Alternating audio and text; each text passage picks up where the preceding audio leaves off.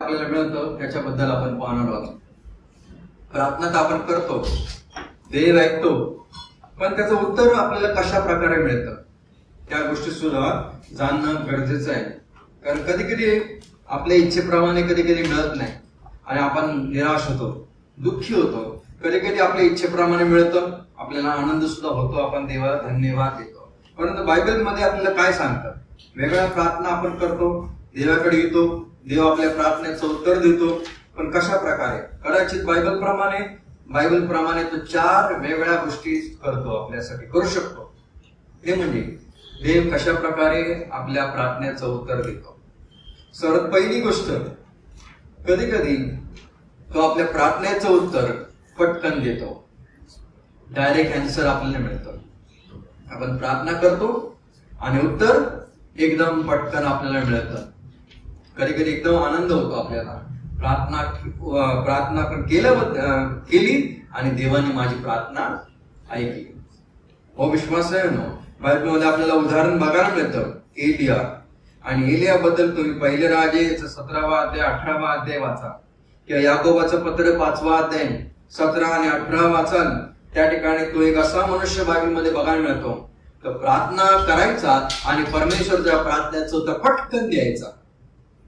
कितीतरी वेळा त्याने प्रार्थना केली, हे परमेश्वरा पाऊस थांबव, आणि पाऊस थांबला. तर प्रार्थना करायचा, हे परमेश्वरा पाऊस पाड, आणि पटकन परमेश्वर त्याची प्रार्थना ऐकायचा. म्हणजे आपल्या जीवनामध्ये कधी कधी परमेश्वर अशाच प्रकारे, कधी कधी आपण सुद्धा प्रार्थना करतो आणि पटकन परमेश्वर आपली प्रार्थना ऐकतो. पटकन ऐकणाऱ्या प्रार्थना सुद्धा आपल्या जीवनामध्ये त्याचं उत्तर मिळालं नक्की असणार. आणि त्या प्रकारे त्या ग्रुपमध्ये आपण एलियाला सुद्धा टाकू शकतो की देवाने त्याची प्रार्थना पटकन ऐकली. इतकंच नाही, यहोशुवा सुद्धा एक व्यक्ती बघायला मिळतो. मी इकडे लिहून ठेवले, यहोशुवा 10वा अध्याय तुम्ही वाचा, आणि त्या ठिकाणी तो पूर्ण अध्याय तुम्ही वाचा ना. एक सायंटिफिक अध्याय, त्यामध्ये खूप सायन्स मिक्स झालेल्या आहेत. या गोष्टी त्या काळामध्ये एवढ्या प्रगट नव्हत्या आणि आज आपल्याला माहिती आहे, त्या 1000 वर्षा अगोदर लिहून ठेवलेल्या आहे. आणि यहोशुवाने प्रार्थना केली, लढाई होती, आणि यहोशुवाने प्रार्थना केली, तू सूर्याला थांबव आणि चंद्राला सुद्धा थांबव. आणि आज आपण या आधुनिक जगामध्ये राहतो. सायन्स प्रमाणे काय आहे? सूर्य थांबलेलेच आहे, सूर्य हालतच नाही. म्हणजे यहोशुवाने काय केली? त्या काळामध्ये त्यांना माहिती नव्हतं, त्यांना वाटायचं काय सूर्य हलतोय, चंद्र हलतोय. पण आपल्याला आता माहिती आहे की सूर्य हलत नाही, सूर्य एकाच ठिकाणी, त्याच्या अवतीभोवती कोण हलतंय? चंद्र हलत आहे. मग काय झालं तरी काय झालं? त्याने प्रार्थना केलेली सूर्य आणि चंद्रासाठी, पण काय झालं माहितीये? पृथ्वी अध्यायाप्रमाणे काय हल्लं माहितीये? पृथ्वी पुन्हा टर्न झाली, थोडीशी टेंड झाली, थोडीशी पुन्हा. आणि त्याच्यामुळे तर पुन्हा तो सूर्य पुन्हा नॉर्मल दिशेला आला, आणि ते काही तास वाढले. लवकर जाणार होता, आणखीन काही वेळानंतर तो गेला सूर्य खाली. हो विश्वास नाही, या यहोशुवाची प्रार्थना ऐकली. ती प्रार्थना पटकन देवाने ऐकली, त्याला कोणताही विलंब लागला नाही. या प्रार्थनेसाठी कोणताही विलंब नाही, कोणताही लेट नाही लागला. पटकन देवाने प्रार्थना ऐकली. इतकंच नाही, अब्राहमाने केलेली प्रार्थना, अब्राहमाने सुद्धा केली प्रार्थना एक. आणि ती प्रार्थना म्हणजे, मी बघा माझ्यासाठी वचन वाचलं तर फार बरं होईल. त्या ठिकाणी उत्पत्तीचा 20वा अध्याय 17 आणि 18.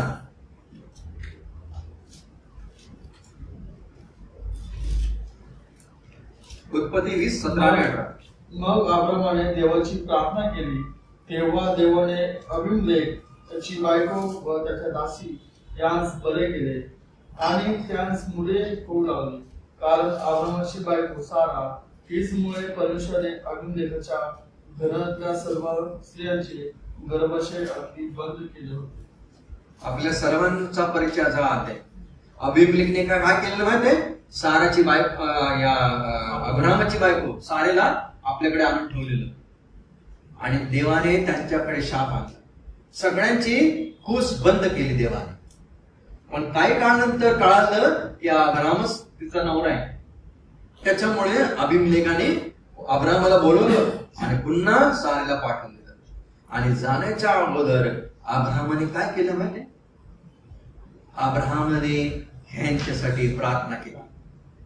अब्राहमाने प्रार्थना केली आणि ज्यावेळेस प्रार्थना झाल्या देवाने सर्व जे दासी होत्या त्यांना बरं केलं आणि त्यांच्या कुशी उघडल्या आणि त्यांना सुद्धा मुलं होऊ लागले. हे कोणामुळे झालं माहितीये? अब्राहमामुळे, अब्राहमाच्या प्रार्थनेमुळे. अब्राहमाने कधी केली प्रार्थना माहितीये? असं काय मनुष्य अब्राहम? अब्राहमाला स्वतः मूल नाही, स्वतःकडेच मूल नाही, पण तरी देखील तो कोणासाठी प्रार्थना करत आहे? दुसऱ्यांसाठी. तरी देखील, आणि ते कोणासाठी माहितीये? एक शत्रू. कारण हे माझी बायको ह्याने घेतली, ठेवलेली एक दिवस, मी ह्याच्यासाठी कशाला प्रार्थना करू? नाही, ह्याने प्रार्थना केली. ज्याप्रमाणे काही वर्षानंतर, काही वर्ष त्याच काळामध्ये इयोबाच्या पुस्तकामध्ये सुद्धा लिहिले, इयोबाने आपल्या मित्रांसाठी प्रार्थना केली आणि देवाने इयोबाचा पुन्हा त्याला सर्व गोष्टी दिल्या.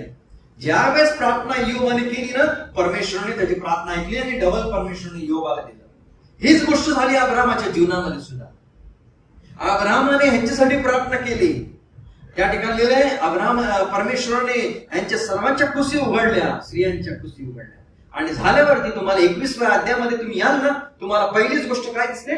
सारा प्रेग्नंट झाली. आणि 21व्या अध्यायामध्ये सुरुवातीला तुम्हाला बघायला मिळतं, पहिल्या 3 वचनामध्येच त्या ठिकाणी इसाक झालेला बघायला मिळतो. अब्राहमाने कोणासाठी प्रार्थना केली? शत्रूसाठी प्रार्थना केली. अब्राहमाने दुसऱ्यांसाठी प्रार्थना केली, अशा व्यक्तीसाठी प्रार्थना केली ज्याने आपली स्वतःची बायको घेतलेली नाही, ठेवलेली. अशा व्यक्तीसाठी त्याने क्षमा केली. मग मागच्या 2 आठवड्या अगोदर आपण सुद्धा बघितलं, प्रार्थना करण्याच्या अगोदर काय करा? क्षमा करा. तुम्ही ज्या वेळेस उभं राहाल प्रार्थना करण्यासाठी, तुम्ही एकमेकांची क्षमा करा. आणि अब्राहमाने तीच कृत्य केलं त्या ठिकाणी. आणि त्याच्यानंतर 21व्या अध्यायामध्ये परमेश्वरने अब्राहमाला इसाक गेला, पटकन गेला. त्यासाठी कोणताही विलंब नाही. कितीतरी वर्षापासून तो वाट बघत होता अब्राहम, आज मिळेल, उद्या मिळेल, परवा मिळेल, वर्ष चालले पण नाही. पण कधी गेलं? अब्राहमाने अभिमलेख आणि त्यांच्यासाठी प्रार्थना केली त्यावेळेस इयोबाला कधी देवाने आशीर्वाद दिला? सर्व दुप्पट. त्याने मित्रांसाठी ज्यावेळेस प्रार्थना केली त्यावेळेस इयोबासाठी देवाने अद्भुत काम केलं. आपल्या जीवनामध्ये परमेश्वर कधी कधी पटकन देत होतो. काही वर्षाअगोदर एक प्रभूचे दास होते आणि लहान मुलगा सुद्धा होता त्यांना, आणि त्यांची बायको यांनी मिळून एक लहानशी मांजर घेतली. लहानशी मांजर आपल्या घरामध्ये त्यांनी घेतली, विकत घेतलेली, ती ठेवली आणि ते आपल्या गार्डन मध्ये गेले. घराच्या समोर त्यांचं गार्डन होतं स्वतःच. तिकडे गेले आणि त्या गार्डन वरती झाडावर कसं चढवायचं त्या मांजरीला ते शिकवत होते. ते प्रभूचे दास वर जा, खाली ये, कसं चढायचं शिकवत होते. आणि चुकून काय झालं माहितीये? ती लहानशी मांजर चढता चढता एकदमच वर गेली, झाडाच्याच वर गेली, एकदम टॉप वरती. खाली ये, खाली ये, खाली ये, येतच नाही. जेवण देत आहेत, येतच नाही. काय करणार? मग शेवटी काय केलं माहिती? त्या देवाच्या सेवकाने आपली कार आणली, कार जवळ आणली आणि कार मधून रशी काढली, रशी घेतली आणि फेकली त्या फांदीवरती. फांदीला अडकली, रशी कारला लावली, त्याने बांधली.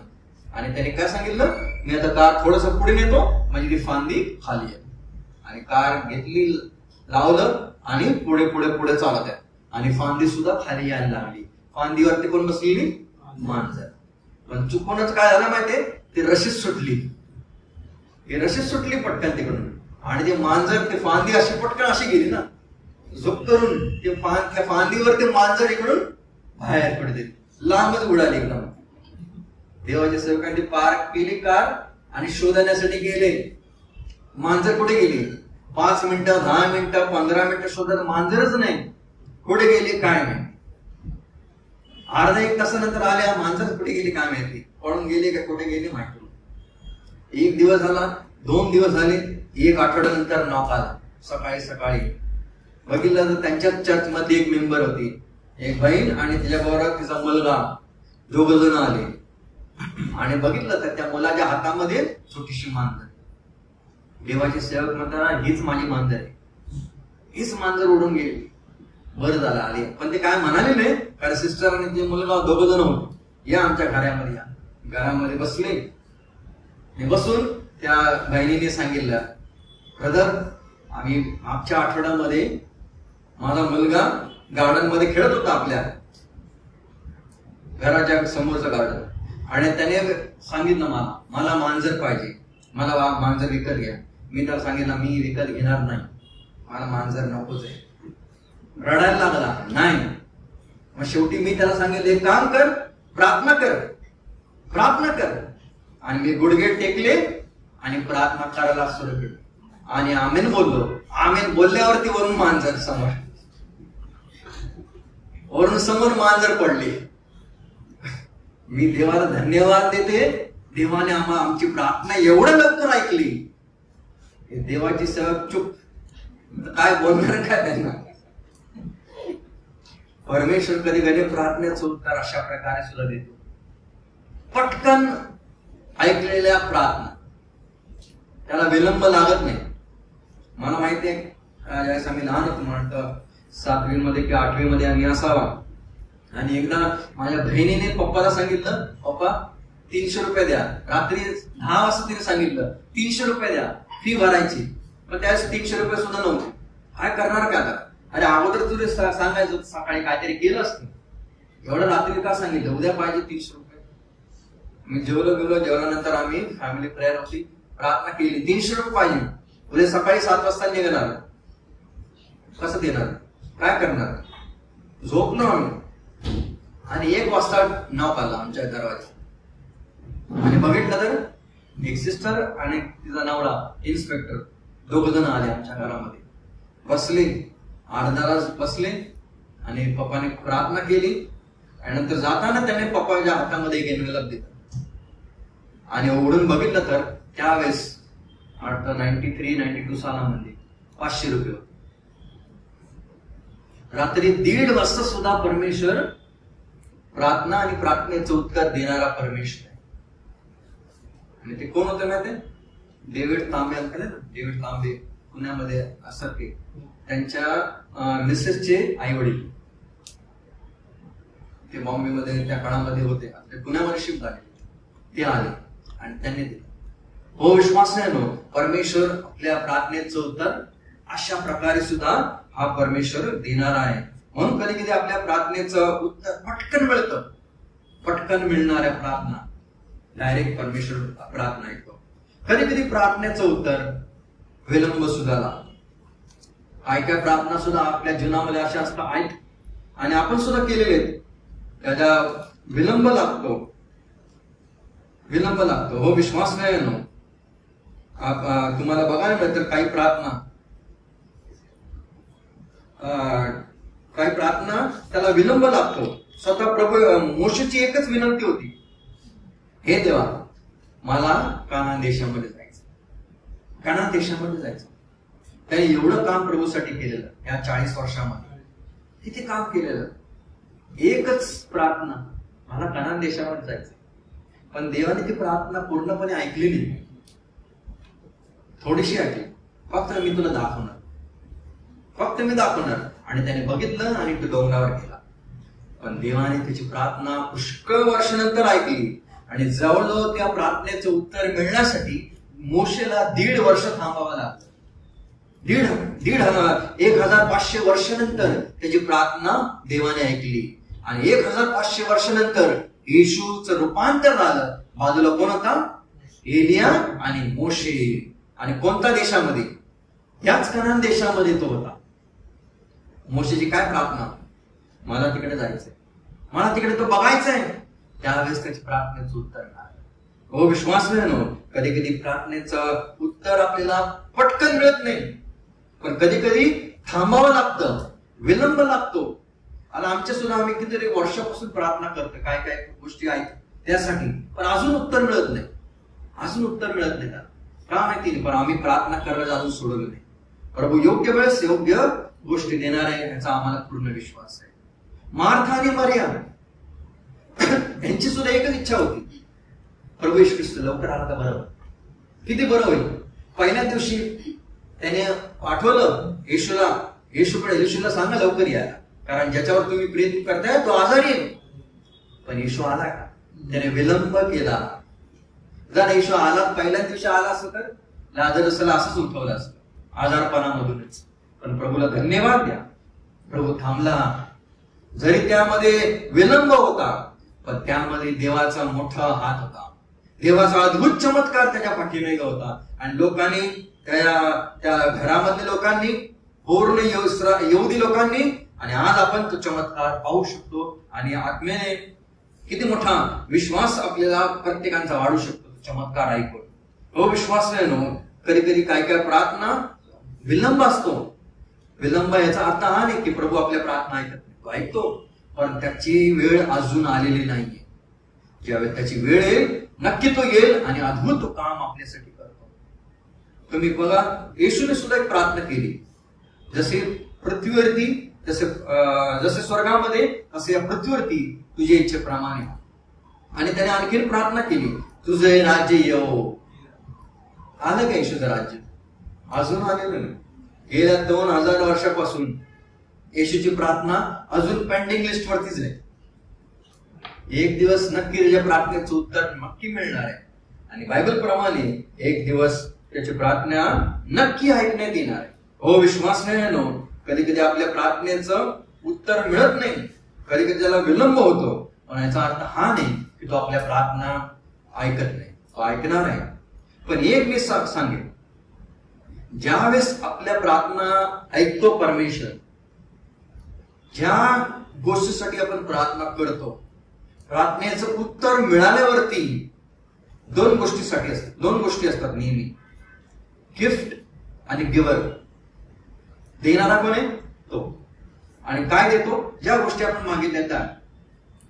पण आपण ज्यावेळेस प्रार्थनेचं उत्तर मिळाल्यावरती आपला आदर, मान, महिमा कोणत्या गोष्टीवरती जातो? कधी कधी प्रार्थनेचं उत्तर मिळाल्यावरती ती सुद्धा एक फार गंभीर गोष्ट असते. तर आपल्या प्रार्थनेचं उत्तर येस मध्ये मिळतं. जर बाबा मला या गोष्टी पाहिजे, जर का मला कम्प्युटर पाहिजे, तर मी कम्प्युटरसाठी प्रार्थना केली, आणि जर देवाने मला कम्प्युटर दिलं, आणि जर मी फक्त जास्ती मान सन्मान कम्प्युटरलाच दिला आणि देवाला मी बाजूला टाकलं, तर माझा रिस्पेक्ट, माझा आदर कोणावरती जाईल माहिती? त्या कम्प्युटर गिफ्ट वरती जाईल आणि देवाचं स्थान कमी होईल. देव देतो हे कधी विसरू नका. ज्यावेळेस देव देतो ना, त्याच्या नंतर आपलं कर्तव्य बनतं.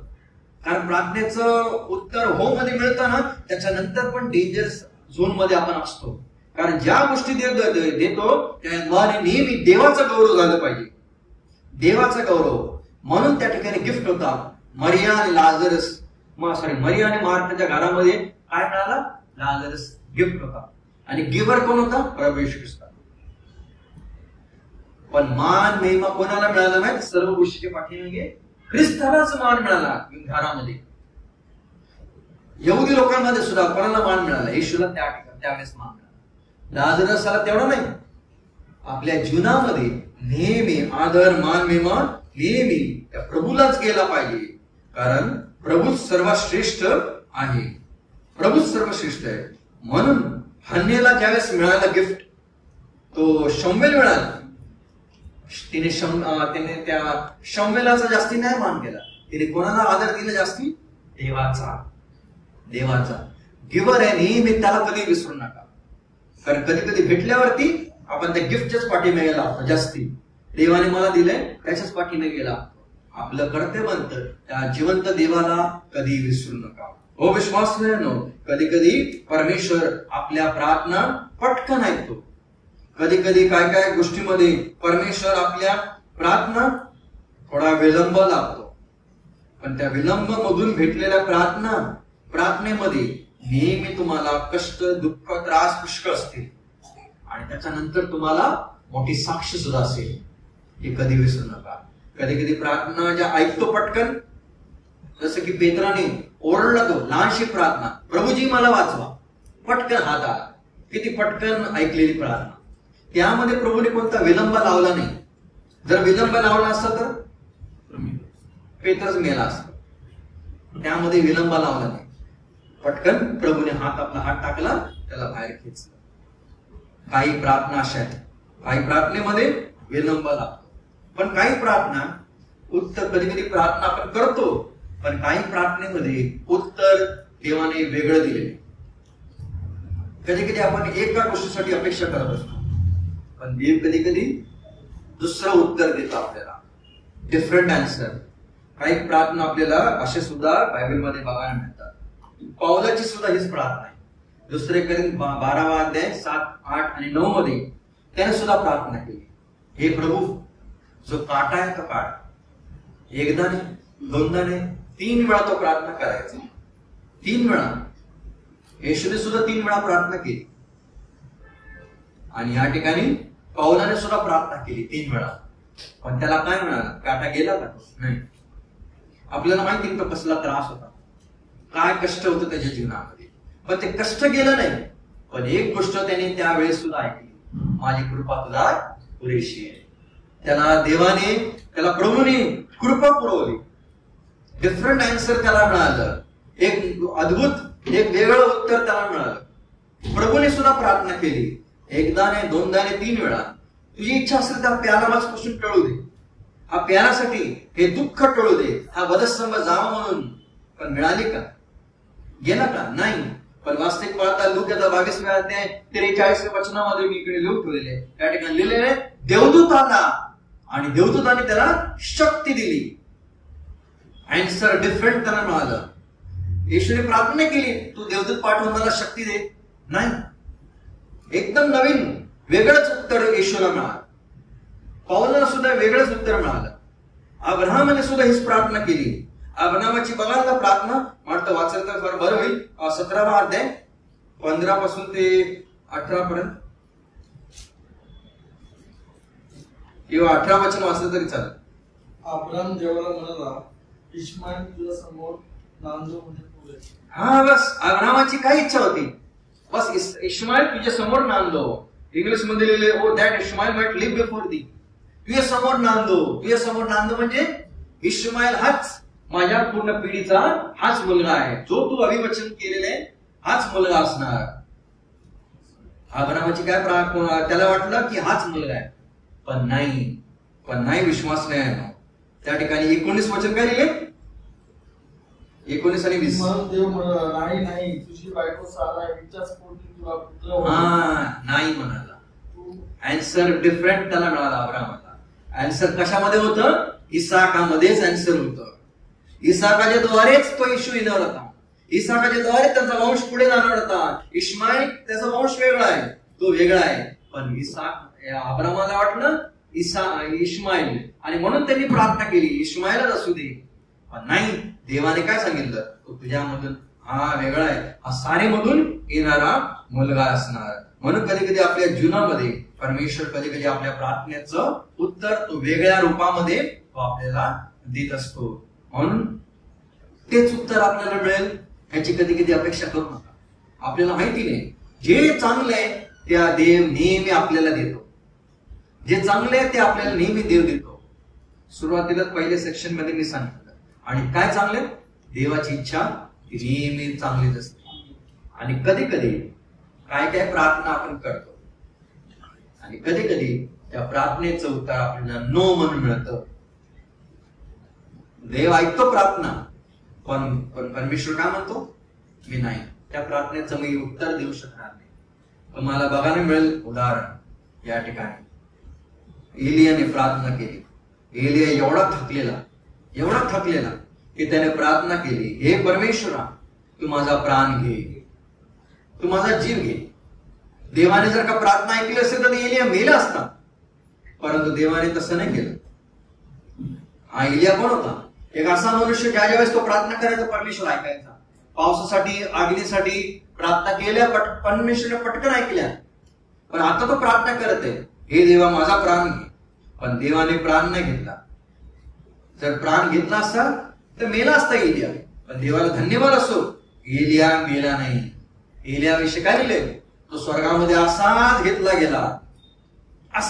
गेला.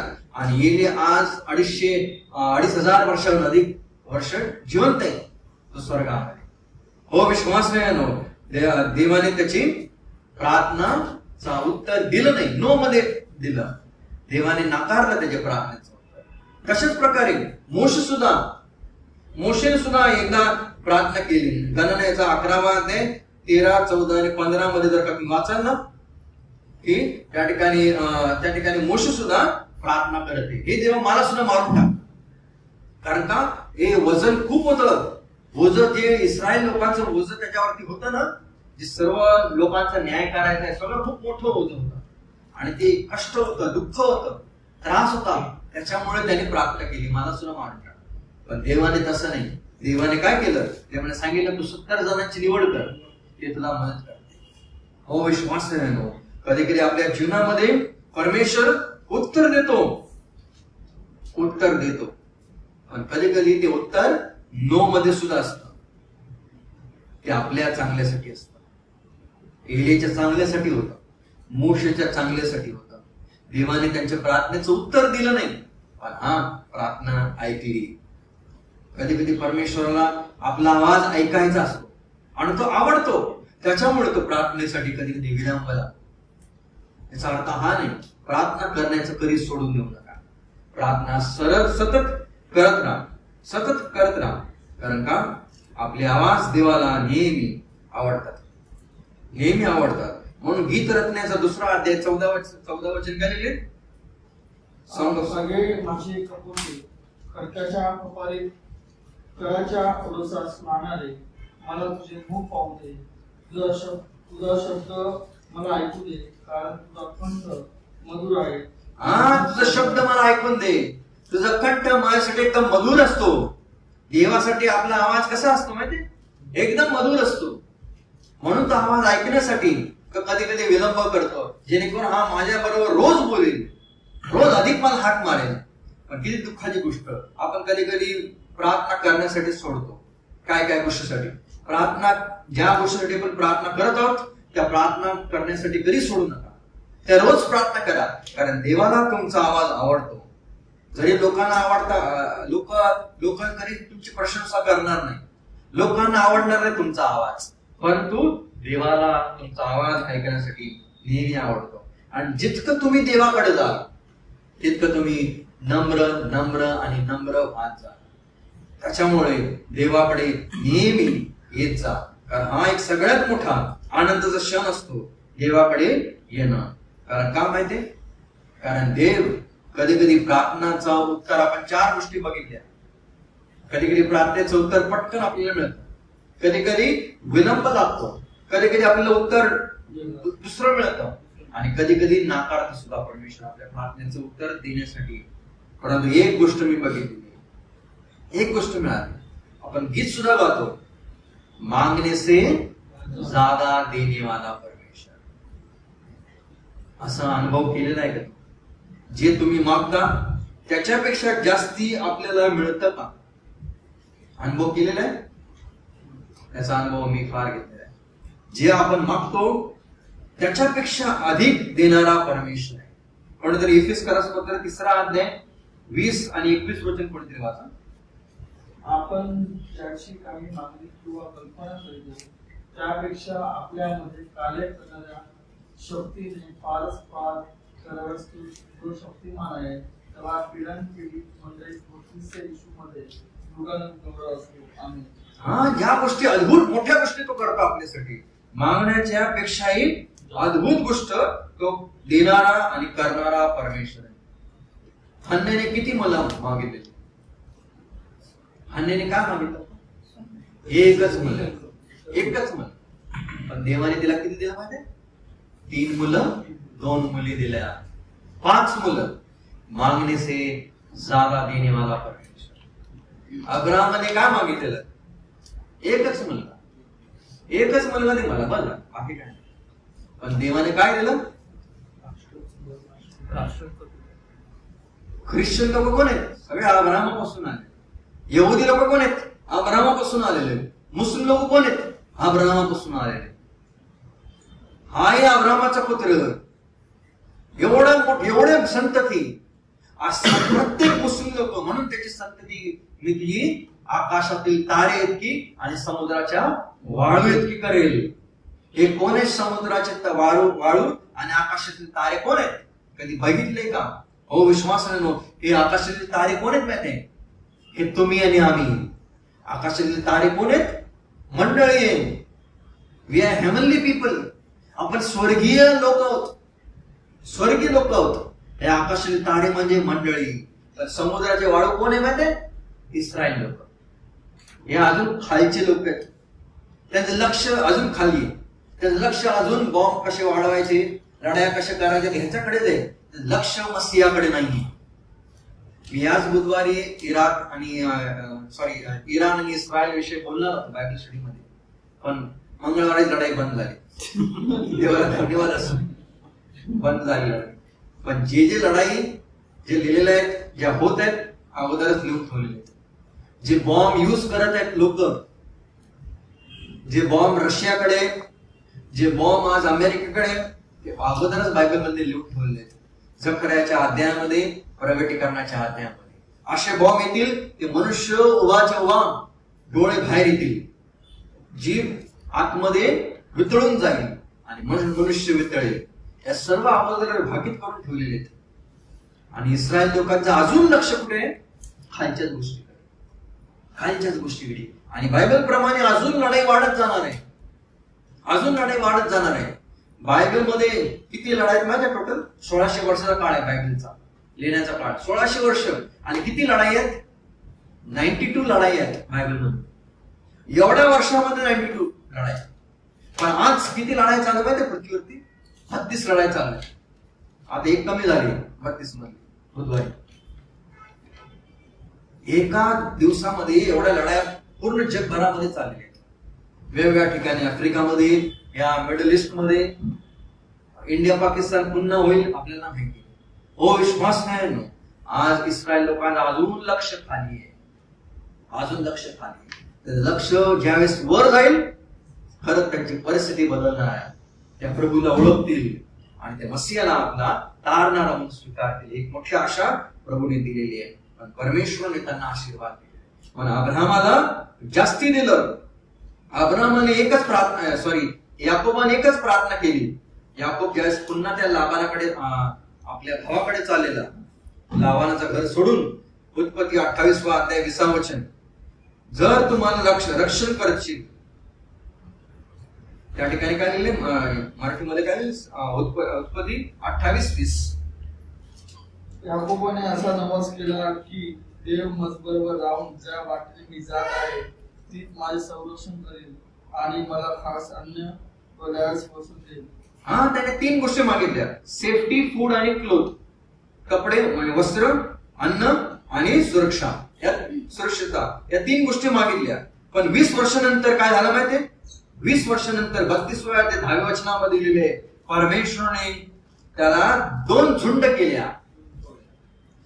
माटीमध्ये काय लिहिलं? टोळ्या केल्या. एवढा मोठा आशीर्वाद.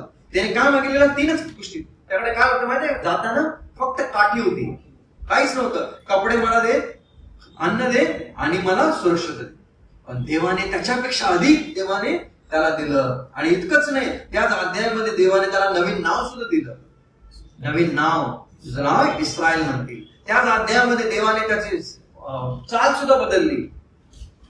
तर पहिला चांगला चालायचा, आता लंगडा तो झाला. न्यू वॉक, नवीन चाल त्याला मिळाली. ज्या वेळेस तो लंगडायचा त्याच वेळेस त्याला आठवायचं, देवाने मला स्पर्श केलेला आहे, देवाची भेट मला या ठिकाणी झालेली आहे. हो विश्वास मिळानो, आपल्या जीवनामध्ये सुद्धा हा परमेश्वर मागण्याहून अधिक देणारा हा परमेश्वर आहे. कधी विसरू नका, त्या देवाकडे आपण काय मागतो. शल्मोनाने प्रार्थना केली, मोठी प्रार्थना, हे देवा तू आपले डोळे या मंदिराकडे नित्य लाव. आणि काही काळानंतर त्याच अध्यायामध्ये वाचून देवाने त्याला सांगितलं, मी माझे नुसते नेत्राने लावणार, मी माझं मन इकडे ठेवणार, माझं मन इकडे असणार. आज जे जागा ज्याच्यासाठी इस्रायल देशामध्ये भांडण चाललेले ना, डोम ऑफ रॉक, त्या ठिकाणी काय असणार? परमेश्वर सांगितलेलं, माझं मन असणार, माझं चित्त असणार इकडे. तू बोलते माझे फक्त डोळे लाव, नाही, डोळे नाही, माझा हात इकडे असणार आहे. आणि खरंच देवाने त्या ठिकाणी आपलं मन ठेवलं. म्हणून विश्वास नाही, कधी विसरू नका, जे आपण मागतो त्याच्यापेक्षा अधिक परमेश्वर हा देणारा परमेश्वर आहे. तुम्ही पुष्कळशा लोकांकडे बघा, ज्या ज्या लोकांनी मागितलं त्याच्यापेक्षा अधिक देवाने त्यांना दिलेलं आहे. म्हणून हा परमेश्वर आपल्या जीवनामध्ये अशा प्रकारे, म्हणून कोणतरी वाचलं, एक माझ्यासाठी वचन वाचलं फार बरं, दुसरी इतिहास 25:9. अमस्याने देवाच्या माणसास विचारले, मी 100 किक्कर रुपये इस्रायल सैन्यास देऊन चुकलो आहे, त्या संबंधाने मी काय करू? देवाच्या माणसाने उत्तर दिले, तुला याहूनही अधिक देण्याची परमेश्वरास ताकद आहे. परमेश्वराकडे इतकी मोठी शक्ती आहे, इतकं मोठं सामर्थ्य आहे, जे गेलंय त्याच्यापेक्षा अधिक देण्यासाठी सुद्धा तो सामर्थ्यशाली परमेश्वर आहे. त्याच्यापेक्षा मोठं, त्याच्यापेक्षा चांगलं, त्याच्यापेक्षा उत्तम परमेश्वर देतो. दाविदाचा एक मुलगा काढून घेतला, पण जो दिला तो किती मोठा, शल्मून, किती उत्तम होता, किती ज्ञानाने त्याला देवाने भरला, आणि त्याचीच निवड मंदिर बांधण्यासाठी देवाने. कधी कधी परमेश्वर काही गोष्टी देतो, पण कधी कधी परमेश्वर त्याच्यापेक्षा मोठ्या चांगल्या गोष्टी तो देणारा हा परमेश्वर आहे. उधळा पुत्र होता, त्याने पित्याला एकच विनंती केली आल्यावरती, तुम्हाला काय म्हणून ठेवू? एक दास म्हणून, एक नोकर म्हणून मला तुझ्या घरामध्ये ठेव. पण त्या वडिलांनी काय दिलं? वडिलांनी दया दिली, चुंबन दिले, चांगले कपडे दिले, अंगठी दिली, बुट दिले, त्याला पायथन दिले, मोठा आनंद घरामध्ये केला, आणि जे काय त्याने गमावलं ते सर्व पुन्हा रिटर्न देतात. असा आमचा परमेश्वर आहे, असा आमचा परमेश्वर आहे. कालिवाने काय मागितलं? डोंगर मागितला, पण देवाने त्याला काय दिलं माहिती आहे? मोठं इनहेरिटन्स दिलं, मोठं. यहोशूआचा 14वा अध्याय 12 पासून ते 15 पर्यंत वाचलं ना, त्या ठिकाणी लिहिले. हो विश्वास आहे आपल्या जीवनामध्ये परमेश्वर अशा प्रकारे तो मागण्याच्याहून अधिक देणारा हा परमेश्वर आहे. मागतो, उत्तर देतो परमेश्वर. कधी कधी विलंब लावतो, कधी कधी नाकारतो सुद्धा, कधी कधी तो पटकन देतो, पण ज्या वेळेस तो परमेश्वर देतो तो उत्तम दिल्याशिवाय तो राहण्यात येणार नाही. म्हणून येणाऱ्या दिवसामध्ये जर का प्रभूची इच्छा असली या सेक्शन मध्ये आपण आणखी काही एक गोष्टी आहेत त्या सुद्धा आपण मानणार. देव कोणी वचन आशीर्वाद.